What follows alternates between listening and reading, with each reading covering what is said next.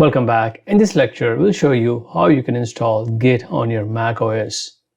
Most of the Mac systems does come with some version of Git installed. As you can see, I have 2.17.2.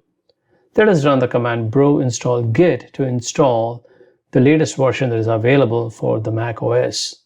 It might take some time depending on the network speed and size. As you can see, the download has started.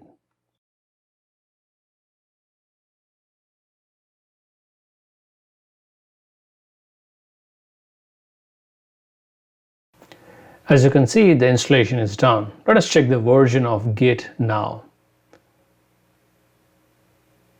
It is 2.31.1. It has been upgraded. Before it was 2.17. That's it in this lecture, and see you in the next.